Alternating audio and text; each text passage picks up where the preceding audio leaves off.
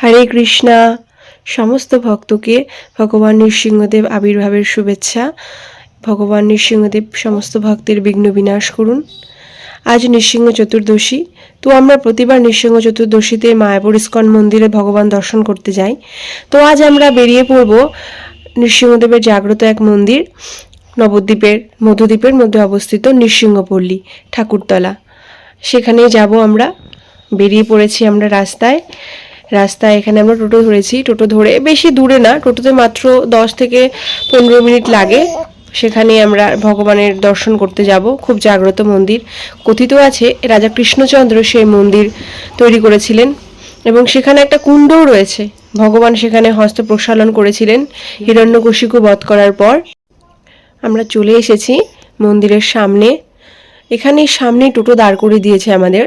মন্দিরের সামনে দেখুন প্রচণ্ড ভিড় আজ ভক্তদের। সমস্ত ভক্তরা এখানে আজকে ভগবান দর্শন করতে এসেছেন।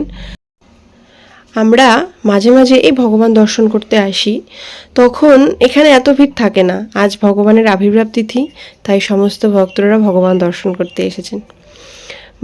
মন্দিরের সামনে প্রচুর দোকান রয়েছে, মিষ্টির দোকান, ফলের দোকান।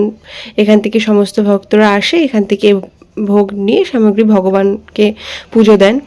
তো ওই যে সামনে দেখতে পাচ্ছেন ওটা ভোগঘর।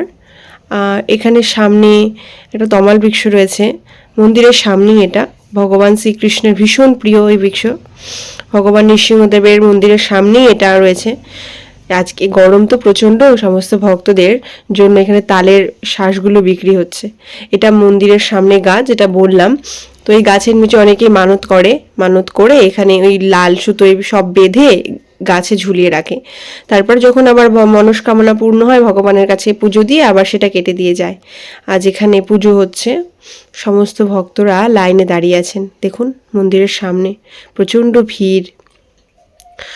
মন্দিরের গর্ভমন্দিরে তো কাউকে ঢুকতে দেয় না। গর্ভমন্দিরের সামনে কিছুটা জায়গা আছে, সামনে সেখানে ভক্তরা দাঁড়িয়ে পুজো দেন, মন্দির দর্শন করেন, ভগবান দর্শন করেন। মন্দিরের সামনে প্রচণ্ড ভিড়। সামনে যেটা দেখছেন এটা হচ্ছে বড় বারান্দা। এখানে কীর্তন আদি হয় সমস্ত কিছু, এবং ভক্তরা এখানে নৃত্য করে, কীর্তন করে, ভগবান দর্শন করে। আর দেখুন কত সুন্দর সুন্দর তুলসীর মালা। এখানে ভগবানকে পুজো দেওয়া হয় তুলসী মালা দিয়ে। কেউ চাইলে নিতে পারে, কেউ আবার ভগবানকে বাড়ির থেকে বানিয়ে এনেও ভগবানকে দিতে পারেন, যার যেমন ভগবানকে মানে পুজো ভক্তিভাবে পুজো করার ইচ্ছা। সামনে কত গোলাপ ফুল, এই গোলাপ ফুলগুলো দিয়ে ভগবানকে পুজো হয়। ভগবানের গোলাপ ফুল ভীষণ প্রিয়, এবং নৃসিংহদেবের গোলাপ ফুল বেশিরভাগ মালা নৃসিংহদেব ভগবানকে অর্পণ করা হয়। আমরা ভেতরে যাওয়ার চেষ্টা করব। এখানে প্রচণ্ড ভিড়, এখানে কীর্তন হচ্ছে, প্রভুরা এখানে কীর্তন করছেন, এবং বারান্দায় সমস্ত ভক্তরা ক্লাস দেবেন। কিছুক্ষণ আগে প্রভুরা এখানে ক্লাস দিয়েছেন এবং আবার কিছুক্ষণ পর দেবেন। এর সামনেই রয়েছে গর্ভমন্দির, এবং ভক্তরা এখানে বসে সমস্ত ক্লাস শুনছেন, কীর্তন শুনছেন। আমরা ধীরে ধীরে ভেতরে প্রবেশ করেছি। এটা মন্দির, গর্ভমন্দিরের একদম সামনে। এই যে দেখুন এই বারান্দা, এটা বারান্দার সামনে। এখানে ভক্তদের সব আজকে এভাবে এটা এতটা ভিড় থাকে না এবং আটকে রাখে না। আজকে এই প্রচণ্ড ভিড় জন্য এটা আটকে রেখেছে। এই যে ভগবান, জয় জয় শ্রী ভগবান নৃসিংহদেব ভগবান কি জয়, ভক্তবৎসল নৃসিংহদেব ভগবান কি জয়, ভক্তশ্রেষ্ঠ প্রহ্লাদ মহারাজ কি জয়। এই যে গর্ভমন্দির বিগ্রহ দর্শন করুন, পূজারী রয়েছে, পূজা দিচ্ছেন। কত তুলসীপত্র মালা দেখুন, ভগবান দর্শন করুন। যে আমরা বেরিয়ে গেছি ভগবানের মন্দির থেকে। আসলে বেশিক্ষণ ওখানে থাকতে দিচ্ছে না, জাস্ট একটু অল্প ভিডিও, একটু ভগবানকে দর্শন করার জন্য ভিডিও করেছি। এই যে দেখুন গাছের নিচে পুজো হচ্ছে, পদ্ম ফুলের মালা, পদ্ম ফুলের এখানে মালা নিয়েও ভগবানকে অর্পণ করা যায়।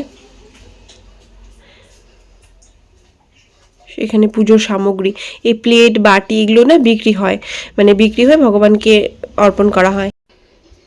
এবার আমরা সেই পবিত্র কুণ্ডের দিকে চলে এসেছি। ওই যে আপনাদের বলেছিলাম যে ভগবান নৃসিংহদেব এখানে হাত ধুয়েছিলেন হিরণ্যকশিপু বধ করার পর। এই সেই কুণ্ড, ভীষণ পবিত্র কুণ্ড, মন্দিরের পার্শ্ববর্তী। এখানে অনেকে স্নান করে। এই যে প্রভুরা দাঁড়িয়ে আছেন, ইনারা হয়তো স্নান করবেন এখানে। আমরা আজকে স্নান করব না, তবে একটু মাথায় জল ছিটিয়ে নেব। ভীষণ সুন্দর মনোরম পরিবেশ। দেখুন চারিদিকে কত সুন্দর। আমাদের এই ভিডিও যদি আপনাদের ভালো লেগে থাকে তাহলে অবশ্যই লাইক করবেন এবং চ্যানেলটি সাবস্ক্রাইব করবেন।